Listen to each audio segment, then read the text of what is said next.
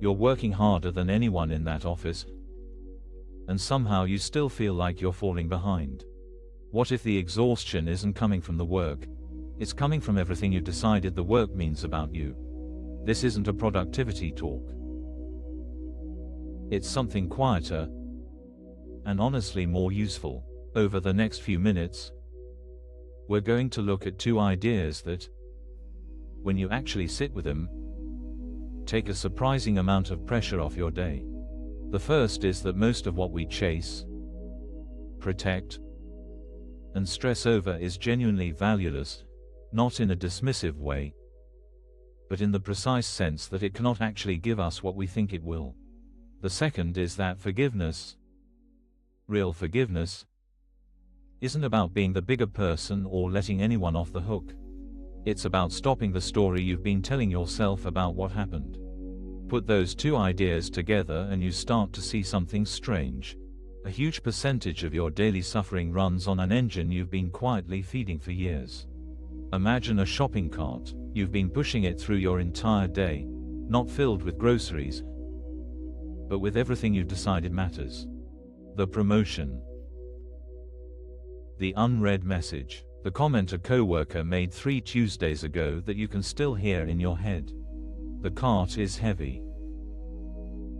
You barely notice anymore because you've been pushing it so long. What we're doing here isn't dumping the cart. It's something gentler. It's letting someone quietly lift items out, one at a time, and ask, did you actually need this one?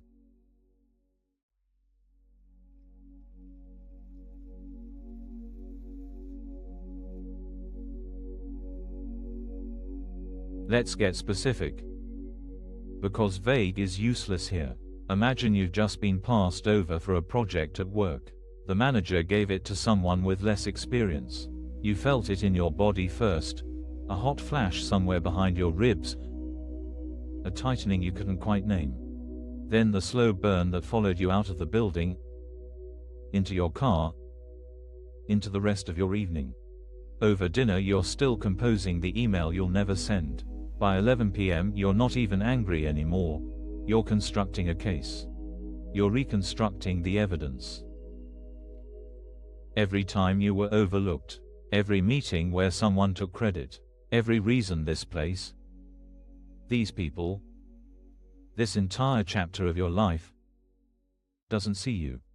The trigger was a work decision that took your manager about 4 minutes to make. The suffering is a story you've been writing and rewriting for 6 hours. And here's the question that the first idea is quietly asking you. Underneath all of it, what were you actually hoping the project would give you? Not the project itself. The thing underneath. Recognition. Proof that you matter here. Evidence that the last 3 years of overtime weren't a waste. Some sense that you're moving, that you're not stuck, that you're becoming the person you told yourself you'd be by now. Because if it's any of those, and it's almost always some version of those, then the project was never going to deliver that. Not really. Not for longer than a week. We keep loading our carts with things we believe will finally settle the question of whether we're okay. And then we wonder why we're so tired.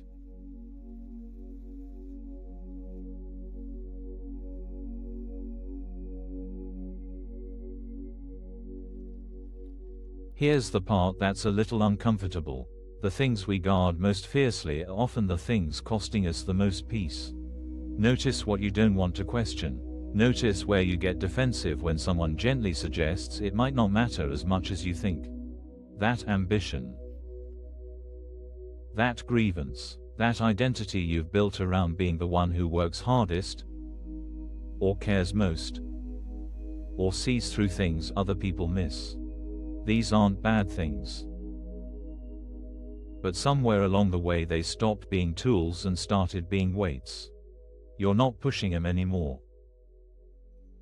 You're hauling them, and the cart gets heavier the more we protect what's in it. Because protection takes energy.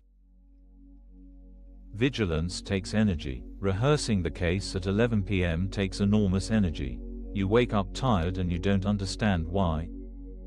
Because on paper you slept. But you weren't resting. You were guarding the cart.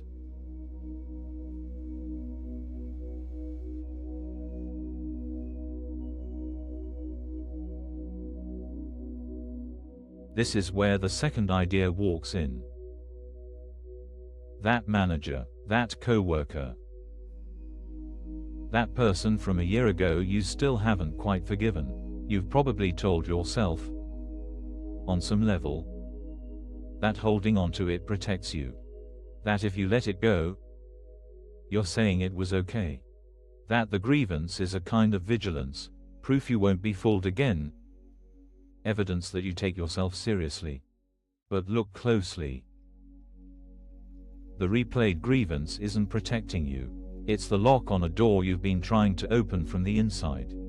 Forgiveness, in the sense we're using it, has nothing to do with the other person. It doesn't excuse what they did. It doesn't require you to call them, or smile at him, or pretend the thing didn't happen. It's something much smaller and much more radical. It's the decision to stop telling yourself the story. Not the facts, the story. The narrative you've built around the facts, the one where you are the wronged party and they are the proof that the world is unfair and you have to be ready, always ready, for the next time. That story is the weight, not what happened.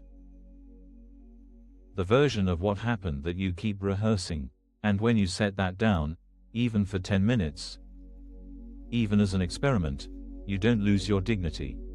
You don't lose your discernment. You just stop being the warden of your own prison.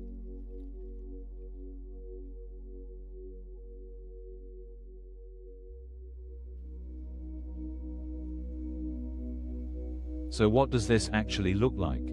Not in some idealized version of your life. In a Tuesday, it looks like noticing, at 11 p.m., that you've been composing the email again. And instead of writing it for the 7th time, you ask yourself one question: what am I hoping this gives me? And you let yourself answer honestly. Recognition, closure, proof, and then, gently, you ask, was this ever going to give me that? It looks like driving home and catching yourself rehearsing the conversation, and instead of finishing it, just saying quietly, I don't have to keep this one in the cart. It looks like sitting at your desk the next morning and noticing that the person who got the project is just a person. Not the symbol of everything wrong with this place. Just someone who got assigned a thing. This isn't a grand gesture. There's no spiritual ceremony. It's a small, internal motion, the equivalent of letting someone lift one item out of the cart and not grabbing it back.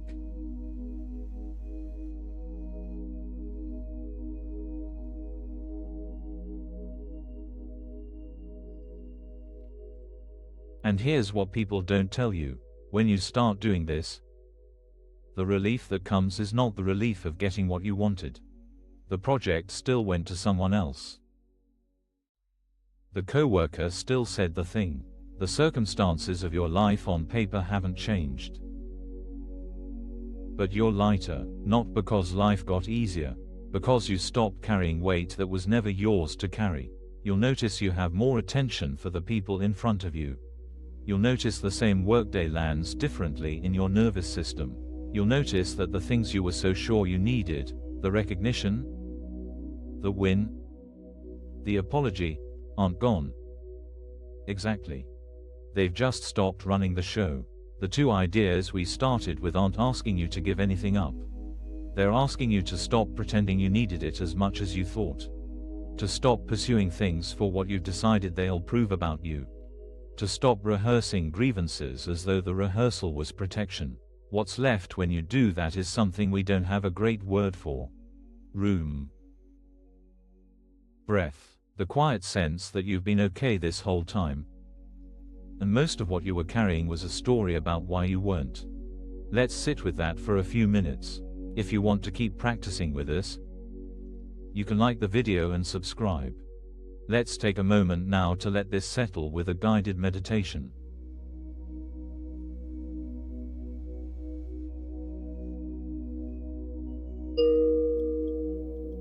Let's take a few minutes to let this settle. Find a position where your body can rest. Not perfect posture, just comfortable. Let your shoulders drop a little. Notice if your jaw is holding something. Let it soften. Take one slow breath in. And let it out without trying to make it special. Another breath. Just noticing the air arriving and leaving. Now bring to mind, gently, the cart you've been pushing. Not to analyze it. Just to acknowledge that it's been there. You don't have to empty it. You don't have to do anything. Just notice that you've been carrying something. And notice that, for these few minutes, you're allowed to set it down. Feel what it's like to not be guarding anything. To not be rehearsing anything. To not be building a case for or against yourself. There's nothing to defend in this moment. No one is asking you to prove you matter. You're just here, breathing. Let your attention rest in the simple fact of being alive right now. Heart beating. Lungs working. No effort required. If a thought arrives about something you've been holding onto, you don't have to push it away. Just notice it. And notice that you don't have to pick it back up. Let the quiet be enough. Let this moment be enough. Nothing to fix. Nothing to win. Nothing to prove. Feel how much space there is when you stop reaching for the next thing. Take another slow breath. Notice that something in you knows how to rest. Even if you haven't let it in a while. Let it rest now. And when you're ready, slowly bring your attention back to the room. To the sounds around you. To your body in the chair, on the floor, wherever you are. You can carry this lightness with you. Not as a technique, just as a remembering. Thank you for spending this time in practice. A free digital ACIM resource is linked in the description if you'd like it. And if you wish, you're welcome to comment. I am grateful. Thank you for being here today. Whatever you came in carrying, I hope a little of it feels lighter now. Be gentle with yourself as you move back into your day. You don't have to figure all of this out at once. One item at a time is enough. Take care.